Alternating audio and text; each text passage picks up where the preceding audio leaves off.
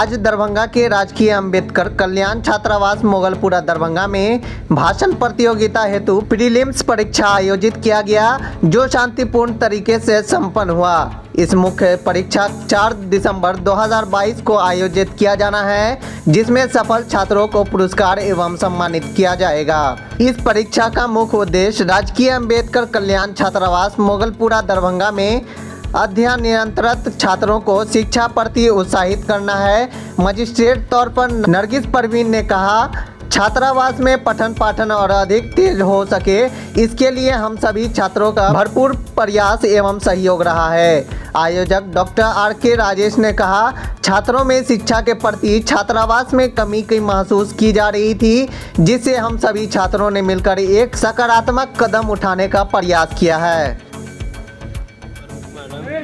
वरुण, आज अंबेडकर कल्याण छात्रावास में एग्जाम हो रहा है, किस चीज़ को लेकर और कैसा लग रहा है?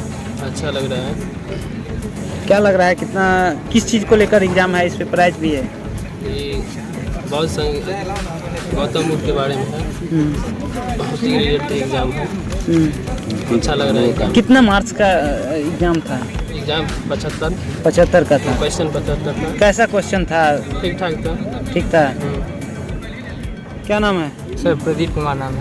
प्रदीप जी, इससे पहले भी ऐसा एग्जाम हुआ है इस आयोजन इस हॉस्टल में? मतलब हम हॉस्टल में सर 2 साल से रह रहे हैं, इससे पहले ऐसा आयोजन हम नहीं देखे हैं सर। ये आयोजन हमारे वरिष्ठतम छात्रों के द्वारा किया जा रहा है, इससे बहुत सराहनीय कार्य है सर। ये मतलब इसमें हमारा गौतम बुद्ध पे हम लोग पार्ट 1 में है, तो उस पर मिला हुआ था। उसमें हम लोग मतलब तैयारी किए हैं, 75 क्वेश्चन था, इसमें से बहुत अच्छा एग्जाम हुआ है। ऐसा आयोजन होते रहना चाहिए, जिससे कि सर जो दबे कुचले समाज के शोषित मतलब जो महान है, जिनको इतिहास में जो स्थान मिलना चाहिए वो नहीं मिला है। एग्जाम देकर क्या अनुभव हो रहा है, क्या लग रहा है? एग्जाम देकर बहुत अच्छा लग रहा है, इसका रिजल्ट आना भी बाकी है। आयोजक को क्या कहना है? सर आयोजक को हम तहे दिल से धन्यवाद कहना चाहेंगे, और मतलब हम सबसे पहले आपके चैनल के माध्यम से सर जो भी मतलब हमारे समाज के लोग हैं उनको जय भीम, नमो बुद्धाय कहना चाहिए। ऋतिक पासवान, खुले आसमान के नीचे एग्जाम दे रहे हो, इससे पहले भी दिए हो क्या?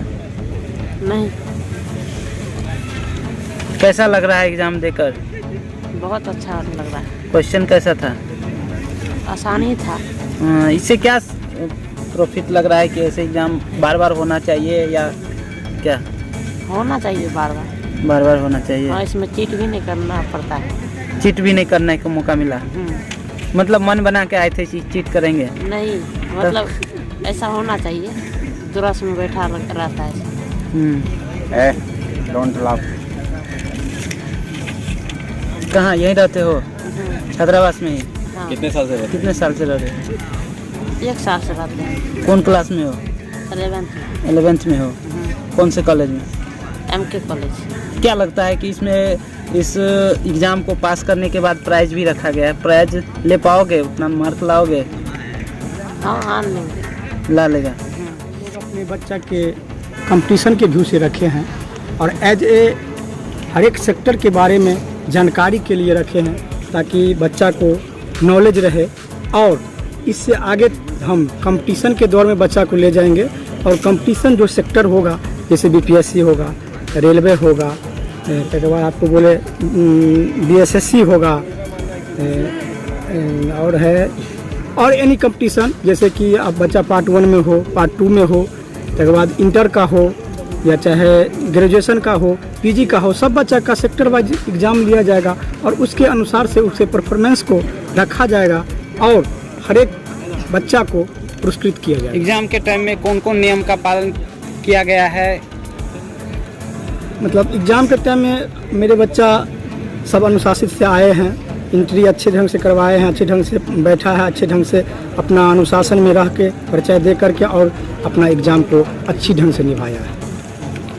इधर से जो है आयोजक की तरफ से क्या नियम को पालन दिया गया था बच्चों के लिए, उसे कौन सा नियम पालन करना मस्ट जरूरी था? देखिए, जो आयोजक की तरफ से जो है सो बच्चा को एग्ज़ाम के समय में जो है सो किसी और बच्चा के जो जैसे कि 2 गज की दूरी या 2.5 गज की दूरी के डिस्टेंस में रखा गया था, और एक दूसरे से बच्चा बात नहीं कर सकते हैं, और ना एक दूसरे से ताक झाँक कर सकते हैं। ये नियम को फॉलो किया गया था।